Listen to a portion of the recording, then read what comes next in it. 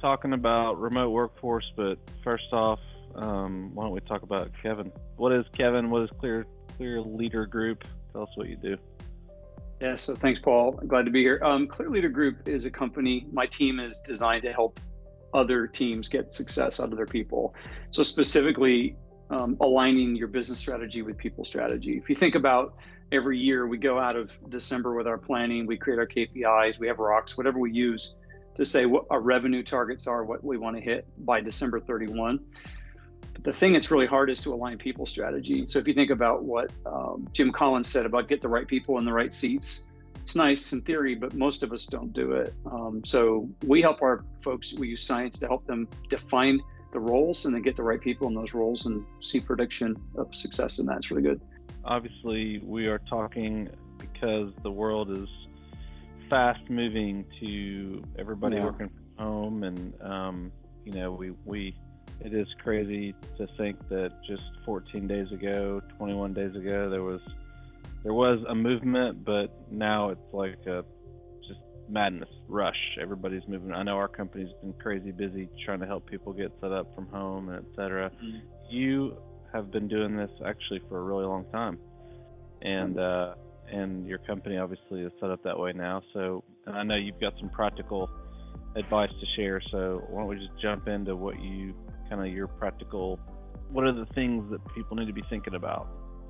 Okay, I appreciate that. My goal, I think, is to encourage managers, to encourage owners of companies to think through how do you set someone up for success. I remember 12 years ago when I was on the Johnson Controls team, I was working out of my house, and I had to be able to discipline my talent, discipline myself, be able to make choices. And some of the choices I had to work through were critical to me being able to succeed over that time.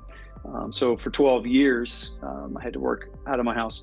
So a couple things I just want to encourage anyone who's listening that is working from home now by force, because they have to, or anyone who's considering that, just a couple of things. Number one, you've got to demarc a space. You have to say, this is mine. This is where I work. Like in my office here, this is the office I created. It's got a nice articulating desk. It's got everything I need. My computer's up on a platform. I've got good internet.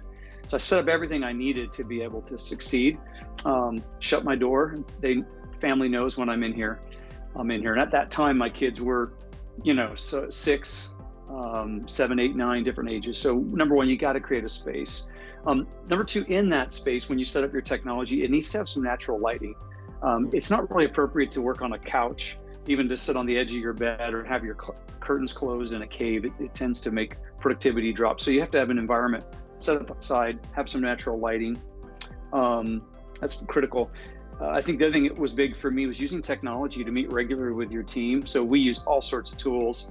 I know you use Microsoft Suites. We use different other things, but the reality is you got to connect with your team. You got to be productive. So I can't make decisions independent from others on my team, whether they're engineers or whatever. So we have to hear from each other. Really helps if that video is on and not off, because then you sort of need to be dressed up for work. Can't just be looking like a scuzz. So I already said this, but dressing professionally for work, it matters.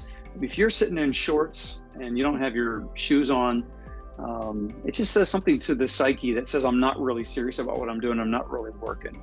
So if you create yourself a space and you demarc it and you have natural lighting, you dress up for work. And I think the next thing is creating to-do lists and calendar blockers to be able to identify my day starts at X time and actually start your day. I think I would actually grab my phone and I would actually put my calendar start time. It's really weird to stay downstairs by the fireplace with my coffee, which I have here, coffee in my hand, and relax and talk to my wife, Deborah, for another 30 minutes and burn time. And it's really something else to say, I got to get to work and I've got to start moving. So anyway, so that's really, really important to be able to set that aside and start on time. I recommend working in blocks and making sure you get breaks at times. I'd also recommend if people are working from home, they watch the refrigerator. There's so much eating going on. It's easy to snack and just sort of relax, and you could put on 10 pounds in a heartbeat if you're not careful about your health.